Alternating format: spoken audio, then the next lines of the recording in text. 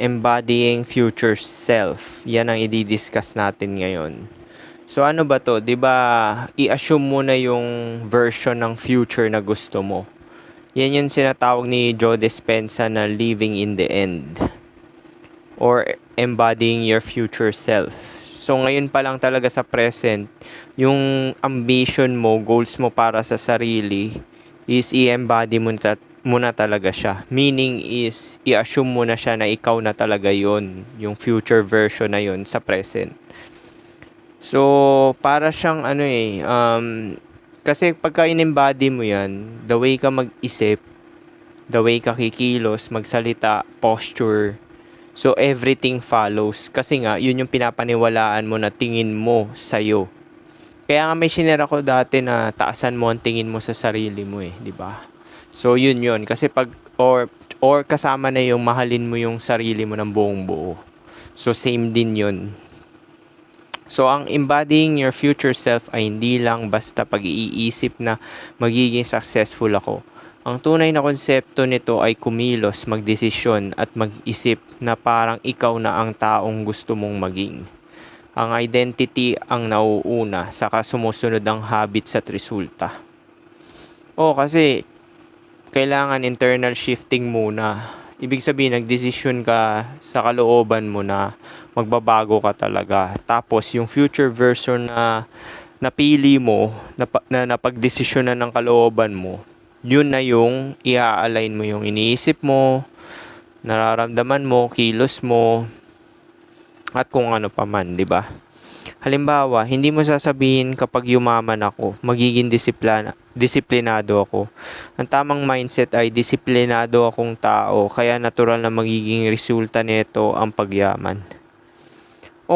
Kung iniisip mo na mayaman ka, kaya ka mayaman, 'di ba? Dahil disiplinado ka. So kabaliktaran siya, 'di ba? Parang hindi ka na kumikilos para sa end result kasi nga binaliktad mo ikaw yung end result. Kaya nga sinabi ko, babagsak pa rin to sa pagmamahal sa sarili, 'di ba? Yung formula talaga na sinabi ko na nag-iisa, self-love or pagmamahal sa sarili. Kasi ikaw nga magiging source. So kung wari, 'di ba, mga tao, mag-exercise ako para maging healthy ako.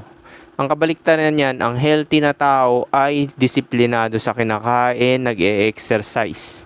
So kaya tinatrack mo yung kinakain mo, kumakain ka ng unprocessed food, nagdi-detox ka, tsaka nagte-training ka, kasi ikaw yung healthy na tao. So, baliktad, 'di ba? Mostly ng mga tao, kaya sila kumikilos para sa end result. Ang assumption is kabaliktaran. So, kung wari, magsusulat ako ng libro kasi author ako. Dahil gusto ko maging author, 'di ba? Ang author na tao, nagsusulat siya kasi nga author siya, 'di ba? Gumagawa siya ng book kasi author siya. Parang content creator, yung mga tao, majority ng tao, gusto ko gumawa ng content para maging content creator ako. Well, kabaliktaran yan sa assumption, ang content creator ay gumagawa ng mga content. 'Di ba? So ikaw ang magiging source. Ang future self ay hindi naghihintay ng motivation. Gumagawa siya kahit walang gana dahil alam niyang ang bawat maliit na aksyon ay bumubuo ng identity. Hindi lang din naman yun kahit na hindi mo alam yung resulta, ginagawa mo siya kasi yun yung responsibility mo. So hindi pa rin siya end result. Ginagawa mo siya dahil yun yung responsibilidad mo, 'di ba? Mga habits ng taong in-embody ng future self. Iniingatan ng oras. Hindi siya basta-basta nagsasayang ng oras sa walang direksyon na pag-scroll o chismis. Bawat oras ay may layunin. Tanong niya lagi, gumagawa ba ng future version ko ang ginagawa ko ngayon? Or distraction, 'di ba? Yan nga yun. Kapag walang kinalaman yan sa version mo, ikat mo na at wag mo nang pag-aksaya ng oras at atensyon. Kumikilos kahit maliit lang, hindi perfection ang target niya, consistency ang priority. Kasi nga 'di ba, sa embodying your future version, ikaw ang nagtuturo sa sarili mo. Bali tinitrain mo yung sarili mo na na makontrol yung sarili mo. Which is yun lang din naman talagang core principle, 'di ba? Kaya nga may stoicism, self-mastery. Kasi nga tuturuan mo yung sarili mo, i-brainwash mo yung sarili mo, i-reprogram mo yung sarili mo. Kasi yung old version, tinatangay na lang ng external situation, ng mga tao, na impluwensya ng mga bagay-bagay, etc. Mas pipiliin niyang gumawa ng 20 minutes araw-araw kaysa 5 oras isang beses lang. Hindi emosyon ang sinusunod. Hindi siya nagtatrabaho lang kapag inspired. Routine ang boss, hindi mood.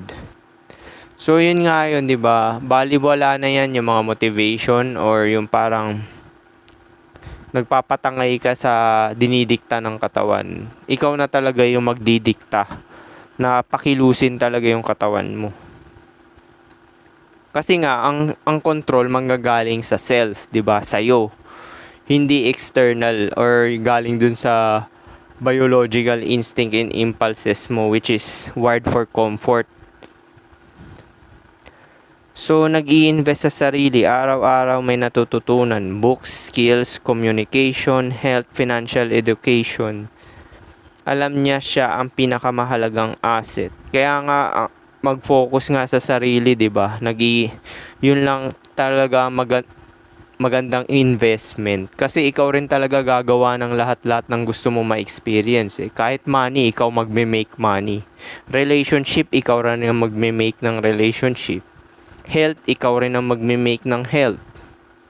So, lahat talaga gagaling sa'yo. Ikaw ay may full control ng sarili mo. May long-term thinking, hindi siya madaling matukso sa instant gratification. Mas pipiliin niya ang mag-ipon kaysa impulsive buying, mag-aral kaysa puro entertainment, mag-build ng negosyo kaysa puro gastos. Oo, kasi yung goal kasi ng mga ganito, dahil nga habit siya, long-term talaga tong ganito kasi nga everyday naman talaga nakikipaglaban tayo sa life So, kapag nalaman mo na talaga yan, well, hindi ka na magsasayang ng oras sa mga walang kwentang bagay, di ba? Mas unahin mo na lang talaga yung ambition mo.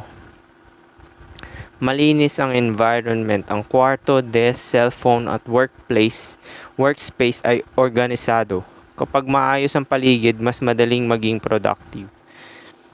Kasi kapag di ba nga nabanggit ko na yan, yung mga kalat, ine-empower yan ng brain mo. Ibig sabihin, pag nakita yan ng mata mo, perception, di ba? Pinaprocess siya ng brain mo. So, dagdag siya ng workload sa brain mo, yung kalat. Kasi nga, nalibadbaran ka, di ba? So, hindi ka talaga makakapag-focus, distracted ka niyan.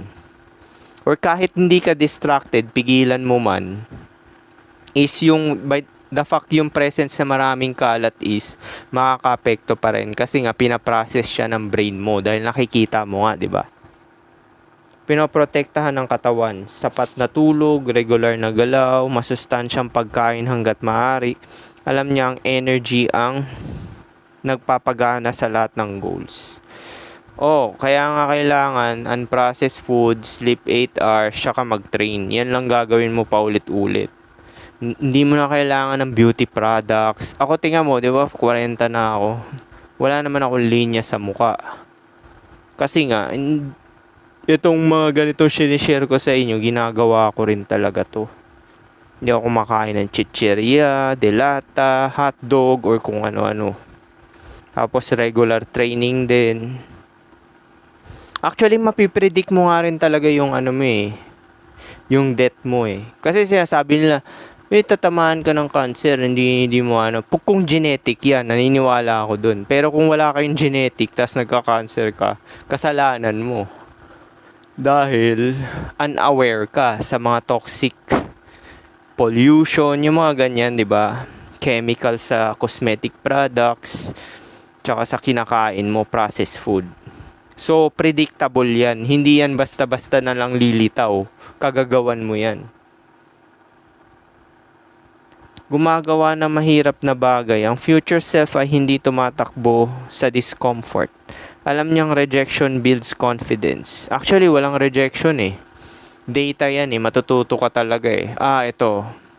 Kasi kapag hindi ka na-reject or hindi ka nag-fail, wala kang matututunan din talaga eh. Kasi data nga yun, di ba? Failure builds experience. Consistent builds success. Pati nga yung nakuha mo yung success, data rin siya eh. Ibig sabihin, tutuloy ko to. Kasi, successful yung strategy ko. Pag nag-fail ka, hindi gumana, okay, konting improvement. Or, maglipat ka ng venture kung ayaw mo na yan, di ba? Responsable sa lahat ng resulta. Hindi siya mabilis maghanap ng sisisihin. Sa halip, tinatanong niya, ano ang kaya kong kontrolin? Kunwari, napunta ka sa mga sitwasyon na hindi ka nais-nais, di ba? Or may nangyari sa'yo na hindi ka nais-nais or hindi pumabor sa'yo. Well, tatanungin mo, anong aral matututunan ko dito? Anong improvement magagawa ko sa sarili ko para maiwasan tong ganito, di ba? Actually, or matututunan na lang talaga, learning experience. Ito ang nagbibigay sa kanya ng kapangyarihang magbago. Kasi kung hindi mo alam pagkakamali, walang pagbabago mangyayari dyan, di ba? Kaya nga self-realization eh. Hindi ka magbabago kung hindi mo alam yung pagkakamali mo. Kaya nga 'di ba na paulit-ulit ko kwento sa inyo yung internal shifting talaga. Ang totoong pagbabago sa kalooban muna. Kapag hindi niya na-realize na may mali, well, wala talaga magbabago. May malinaw na identity, hindi siya sinubukan kong magnegosyo. Sinasabi niya, entrepreneur ako. Hindi nagda-diet ako, kundi healthy person ako. Kapag nagbago ang identity, mas nagiging natural ang habits. Identity kasi una eh. Ibig sabihin yung tingin mo sa sarili mo at paano mo itrato yung sarili mo. Tsaka susunod yung external. So ito, ang pinakamahalagang prinsipyo, maraming taong naniniwala resulta equals identity. Kapag naging successful ako, magiging confident ako. Pero mas epektibo direction ay identity, habits, result. Identity talaga una kasi internal shifting eh. Kung walang pagbabago, walang pagbabago sa kilos niya, salita at mga gagawin niya at decision, di ba? Kapag araw-araw mong ine-embody ang identity ng future self sa paraan ng pag-iisip, pagdidesisyon at pagkilos, unti-unting nagiging otomatiko ang tamang habits. Ang mga habits ang lumilikha ng resulta at ang mga resultang iyon ay nagpapatibay sa identity mo. Sa madaling salita, huwag hintayin dumating ang future self bago kumilos. Kumilos ngayon bilang future self. At unti-unting hahabol ang realidad. Kaya ngayon sinasabi ko, 'di ba? Wala naman masama mag-manifest, 'di ba? Pero the fact na lagi mo siyang iniisip, nai-stuck ka lang. Well, pwede mo naman kasing gawin ngayon yan eh, yung mga iniisip mo eh. Yun nga kagandahan sa present moment. Kaya nga may gumawa ng book niyan eh. The Art of, basta yun si Eckhart Tolle, The Art of Present Moment or something. Basta ganun. Yung book niya na ganun, naging popular yun. Kasi nga, sa present talaga, ngayon, makakapag-desisyon ka talaga magbago or kumilos. Diba? Yun lang naman makokontrol mo eh. So ito, i-discuss din natin yung stumbling blocks ng mga future self. So, kapag sinusubukan mong i-embody ang future self, hindi ang kakulangan sa kaalaman ang pinakamalaking kalaban. Ang totoong kalaban ay ang mga stumbling blocks. Mga hadlang na tahimik na humihila sa'yo pabalik sa dati mong identity. Narito ang mga pinakamahalaga, lumang identity. Kasi nagki-kickback pa rin talaga yan eh. Kasi nga 'di ba? Paano ka ba na brainwash dati paulit-ulit? Pero lilitaw pa rin talaga yan pag naka-encounter ka ng sitwasyon na ganun. Or yung katawan mo mismo pagka tinatamad, 'di ba? Kasi gusto ng katawan, 'di ba? Comfort zone, safe, away from threat. So pagka gusto ng katawan mo safe, well, gusto mo na lang humiga na lang parati at huwag kumilos, di ba? Kasi pagka kumilos ka, isipin mo, threat, tsaka nahihirapan yung katawan mo. So ito ang pinakamalaking hadlang. Halimbawa, tamad talaga ako, hindi ako business minded, palpak ako sa consistency. Ito yun, yung parang inuunahan mo na, 'di ba, mga limiting beliefs. Kapag paulit-ulit mo sinasabi ito, kikilos ka ayon dito. Tsaka ito lang din yung mapapansin mo. Yung katamaran mo, kasi yun yung pinag-focusan mo, tsaka yun yung sinet mo sa sarili mo eh. Kaya nga yung mga maganda talaga, yung makakabuti talaga iisipin mo eh. Tapos sa isang araw talaga, dapat maging productive ka talaga. Mag-isip ka ng gagawin. Kasi, medyo nakakapagod kumilos or ano, pero benefit mo pa rin yan, circulation, tsaka yung muscles mo, hindi mag-shrink. Kikilos ka ayon dito, kahit maganda ang plano mo, babalik ka sa lumang ugali dahil iyon ang identity na pinaniniwalaan mo. So parang nangyayari, performative to. Parang yung nakwento ko sa inyo na hindi na raw siya iinom. Sabay after 1 week, umiinom na naman. Performative mangyayari, di ba? Kasi nga, wala ngang internal shifting na nangyari. Instant gratification. Gusto ng utak ang agarang reward. Ito kaya ang daming Pilipino na i-scam, di ba? Gusto instant yaman. Mas madaling mag-scroll kaysa magtrabaho. Manood kaysa mag-aral, gumastos kaysa mag-ipon. Samantalang ang future self ay nakatuon sa delayed gratification. Gumagawa ngayon para sa mas malaking benepisyo sa hinaharap. Actually, hindi naman din delayed gratification yan eh. Kasi nga nagbago ka. Ibig sabihin, kagustuhan mo talaga siya. Kasi itong delayed gratification, well, hindi yan maganda sa kalooban mo. Kasi parang dinedeprive mo yung sarili mo. Kung gusto mo talagang bumili, well, bumili ka, diba? Gusto ng kalooban mo yan. Sino ba yung kalooban mo? Si God, diba? I mean, yung ganito, yung kuwari, nagiging strategic ka lang. Kaya nga shinare ko sa inyo yung info na believe natin eh, di ba? Pwede mong paniwalaan lahat ng gusto mong paniwalaan, gawin lahat ng gusto mong gawin, pero hindi lahat makakabuti sa'yo. So doon ka lang magbabase talaga sa cause and effect. So kung tingin mo, kagaya ko, hindi na ako nanonood ng mga television talaga, or social media, bihira na lang din. Yung scroll. Tsaka yung movie, entertainment, as in, wala na yan. Wala na akong interest kasi dyan kasi waste of time para sa akin. Wala akong benefit. So, ang utak ko lang talaga, naka-wired for benefit. Laging benefit. Yung lagi ko iniisip benefit. Anong mapapala ako dito? Kung wala akong mapapala, hindi ko pinag-aaksayan ng oras, di ba? So, ibig sabihin, kagustuhan ko, hindi ko dinidefrive yung sarili ko. Wala lang talaga akong gana kasi wala akong benefit, di ba? Pag-asa sa motivation. Ang motivation ay pagbabago. Kung hinihintay mo munang ganahan, magiging hindi tuloy-tuloy ang progreso. Ang future self ay umaasa sa sistema at routine, hindi sa emosyon. Kasi emosyon fluctuating yan eh. Yung system kasi habits, everyday mong gagawin yan eh. Yung tingin mo makakabuti. Kaya nga, mag-set ka ng daily routine mo talaga. Yung tingin mo makakabuti sa'yo. Tapos, yun na i-set mo. Actually, ikaw na nga maiinis yan pag hindi mo nasunod eh. Kasi, yun yung kagustuhan ng kalooban mo. O ni God, diba? Tapos, di mo sinunod. Binitray mo siya. Binitray mo pala yung sarili mo. Wala ka palang self-respect, diba? Yun lang naman yun eh. Wala kang respeto sa sarili mo, diba? Kasi nag-set na yung sarili mo na ganito gawin mo, tapos di mo ginawa. Wala ka self-respect. Fear of failure. Maraming taong hindi nagsisimula dahil takot silang magkamali. Pero ang future self ay tinitingnan ng failure bilang feedback, hindi bilang patunay na hindi siya magaling.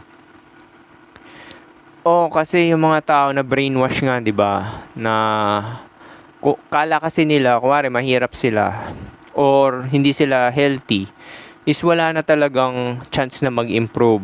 Yung ganun na talaga yung papaniwalaan nila hanggang kaduluduluhan. Well, reality kasi hindi fix eh. Pwede mo siyang baguhin ngayon kapag nagdesisyon ka ngayon din agad, di ba? Fear of success. Minsan hindi lang failure ang kinakatakutan. Kasama rito ang mas malaking responsibilidad, mas mataas na expectations, posibilidad na punahin ng iba. Yung mga successful talaga na tao financially, which is sa lipunan, yun naman talaga yung success financial. Mas marami tong responsibility kasi nga marami kang tao rin na, kasi interconnected tayo so para ka maging successful, may value ka na binigay talaga na napaka-importante sa tao, which is kabuhayan din, di ba? Parang si Josh Mojica, sila Frank Mendoza, may mga empleyado sila, di ba? So pinapasweldohan din nila yun. Interconnected kasi tayo. Hindi pwedeng successful ka na wala kang sinuservan. So kumari may properties ka man dyan, pinaparentahan. Well, ang mahal ng properties 10 million to 20 million. Tapos, isaservan mo rin yung mga tao, di ba? Bibigyan mo sila ng tamang ilaw, kwarto, yung mga ganyan. So, may value ka talagang binabalik. So, wala talagang successful na tao na wala talagang value na binigay. Lagi nyong tandaan yan. Kasi yung mga utak nyo, gusto nyo mang-scam na wala kayong value na ipapabalik sa tao, di ba? So, ito. Mas malaking responsibilidad kaya may mga taong hindi sinasadyang sinasabotahe ang sarili kapag malapit na silang umangat. Yun kasi yun, kaya ganun, nasasabotage kasi nga ayaw nila mag-take ng responsibility. Kasi ang success sa financial, malaki talaga responsibility niyan, tsaka magiging consistent ka talaga. As in, super consistent mo, ganun yung habits mo talaga. Kapaligiran, kung ang paligid mo ay sumusuporta sa lumang habits, mas mahirap magbago. Halimbawa, laging may tukso sa cellphone, puro reklamo ang mga kasama, walang oras para sa mahalagang gawain. Kasi nga, 'di ba? Kung sino yung mga kasama mo, well, yun yung ka-frequency mo or ka-energy mo, 'di ba? Yan yung tinatawag nating law of resonance. 'Di ba may mga vibe, na-share ko na sa inyo yan hindi mo mapiplease yung tao. Kaya mabait ka pa or kung ano pang gawin mo, may tao talaga na ayaw ka. Tukso naman, 'di ba? Yung mga yumaman din, umalis sila sa hood, 'di ba? Kasi nga hindi na sila yung version na angkop doon sa hood. Kasi nga sa hood, 'di ba, yung mga ugali ng mga tao doon is talagang kakaiba rin talaga, 'di ba? Ayaw nila mag-expand. Kasi pagka yumaman ka na financially, ang gusto mo na niyan is kapayapaan na rin. Tsaka makapagbigay ng value sa iba. Mas madaling baguhin ang environment kaysa umasa sa matinding self-control araw-araw. Mahirap baguhin environment. Dito rin ako, ito yung pinakakalaban ko talaga Kaya environment, as in yung mga tao talaga, kahit saan ka pumunta, syempre 'di ba, ilan bang awake na tao sa mundo, 'di ba? 20% lang 'yan or 15. So majority talaga, papaligiran ka talaga ng average, 'di ba? Hindi lang naman sa tao 'yan pati yung lugar din may vibe din talaga na negative or positive. All or nothing mindset. Isang araw lang na hindi nakapag-workout o nakapag-post, iniisip agad na sira na. Dahil dito, tuluyan ng huminto. Quitter, di ba? Nag-quit. Ang future self ay marunong bumalik agad sa routine pagkatapos ng isang pagkakamali. So, self-explanatory to na sure, mapapagod ka rin, pwede ka naman mag-rest kaysa magkasakit ka, pilitin mo. Well, hindi productive yun. Diba? Validation addiction. Kapag nakadepende ang kilos mo sa likes, views, o papuri, madaling mawala ang momentum kapag mababa ang resulta. Halimbawa, ng TikTok affiliate, 1 linggo walang sales, biglang gusto nang sumuko. Ako, di ba i-share ko to di ba nag-affiliate ako parang 18 na or 20 days. As in yung kita ko doon less than 100 lang talaga. Pero nakakatuwa gumawa ng video. Alam mo yung parang nag-i-improve yung video mo, tapos na pinapanood mo siya ng paulit-ulit. Actually, pinapanood ko yung paulit-ulit kasi tinitingnan ko kung ano pa yung i-improve ko. Nag-stutter ba ako? Maganda ba yung video scene na pinakita ko? Yung mga ganun. Pero subjective pa rin yan. Ewan ko kung magagandaan kayo or hindi. Pero sa akin, yung nilabas ko, na satisfied naman ako. Kasi may pagka-OC din ako eh. Gusto ko yung angle tama, yung boses ko, yung tono, parang ganun din. Samantalang ang future self ay sinusukat ang tagumpay sa consistency at pag-unlad ng sistema, hindi lang sa agarang outcome. Impatience. Isa ito sa malaking dahilan kung bakit maraming sumusuko. Gusto ng taong ang resulta sa loob ng ilang araw. O totoo yan, hindi nila alam kasi na yung everyday na ginagawa mo, yun talaga ang totoong panalo. Hindi naman yung big win eh. Yung everyday talaga na ginagawa mo, yun talaga ang nagmamatter. Kasi nga, yung big win, sa future pa naman yun eh. Actually, yung big win na ginagawa mo na talaga siya ngayon. Kaya nga hindi ka mabibigla kasi predictable siya eh. So kung wari, 'di ba? Nag-abroad ka. Alam mo yung kita na ganun, 100 plus K. So well, hangga't nagtatrabaho ka, 'di ba? May kita ka na ganun. So predictable, 'di ba? So kung wari, nagte-train ka diyan, una pa lang nahihirapan ka. Tapos consistent mo na siyang ginagawa. Magugulat ka ba na lumalaki yung katawan mo? Lumiliit na yung tiyan mo? Tapos nagiging fit ka, nakakabuhat ka na ng mabibigat. Hindi, 'di ba? Hindi ka magugulat, 'di ba? Kasi nga ginagawa mo na siya everyday eh. So yung success talaga sa future, predictable talaga siya. Hindi siya nakakagulat.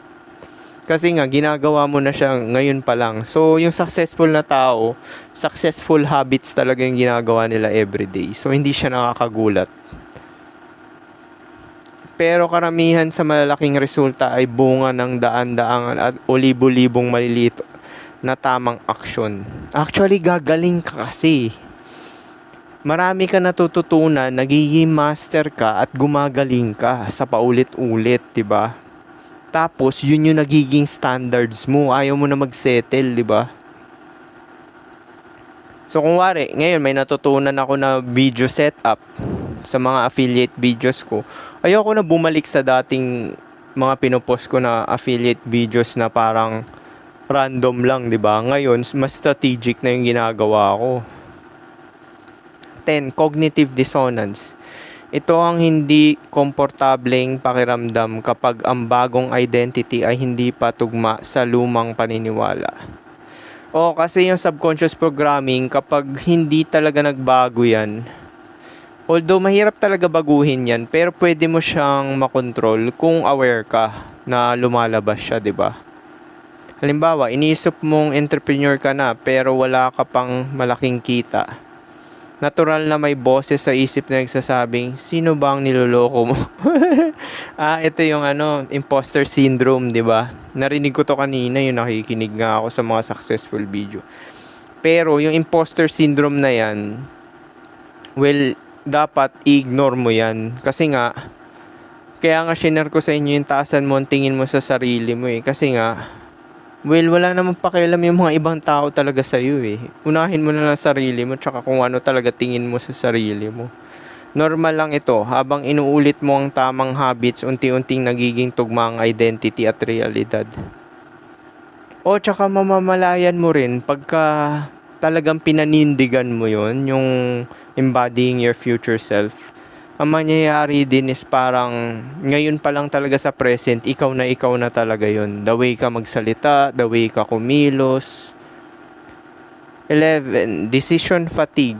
Kapag bawat araw ay kailangan mong pag-isipan kung gagawin mo ba ang habit na uubos ang mental energy. Kaya ang future self ay bumubuo ng routines para mas kaunti ang kailangan pagdesisyonan. O yun nga yun, di ba? Kaya kailangan mo talagang mag-set ng standards or mga daily routines na susundin mo everyday. So may time ka niyan matulog, magtrabaho, mag-entertain, mag-nap, kumain. So daily routine talaga siya paulit-ulit. Ego. Minsan ang ego ang pumipigil sa pagkatuto. Halimbawa, ayaw humingi ng feedback, ayaw umamin sa mali, ayaw magsimula bilang baguhan. Ang future self ay inuuna ang paglago kaysa sa protekta ng ego. So kasi 'di ba, pagka mga ganyan, yung parang hindi ka open sa feedback, tapos hindi ka self-aware sa mga pagkakamali mo, wala talaga magbabago, 'di ba? Kasi yung ego kasi ano yan for self-preservation. Self-preservation lang gusto niyan Kaya nga pag naapakan daw yung ego mo, nagiging defensive ka. Kasi self-preservation, 'di ba, yung role niyan. Paano lampasan ng mga ito? Isang simpleng tanong ang pwede maging gabay sa bawat desisyon. Kaya ito na yon. Ito yung napakahalagang tanong. Kung ako na ang future version ng sarili ko, ano ang malamang na gagawin ko sa sitwasyong ito? Malamang yung makakabuti pa rin talaga sa'yo, di ba? Kaya nga yung principle na shinare ko sa inyo, na yung makakabuti lang talaga pagfokusan mo, is kahit na hindi ka teacher niyan, hindi ka businessman, or hindi ka is yun pa rin talaga standards mo, tatayo yan. Pagkatapos gawin ang pinakamaliit na aksyon, tumutugma sa sagot. Sa huli, tandaan na ang future self ay hindi nabubuo sa isang malaking desisyon. Ay, nabubuo to sa malaking desisyon sa kalooban. Sa kalooban. Pero, yung totoong sa habit siya babagsak. Pero hindi ka magkakaroon ng habits ng future self mo kung wala talagang desisyon sa kalooban. Nabubuo siya sa daan-daan na maliliit na desisyon na inuulit araw-araw. So habits na nga to, yung binabanggit niya. Pero yung decision talaga, internal shifting yun. Walang makakapagpabago sa'yo na ibang tao. Wala ring sitwasyon makakapagpabago sa'yo. Kasi meron naman dyan mga nalugmok dahil sa kagagawa nila. Nagbago ba sila? Ang daming naging broke, ang daming naging homeless. May nagbago ba sa kanila? Wala naman, di ba? Ganun pa rin.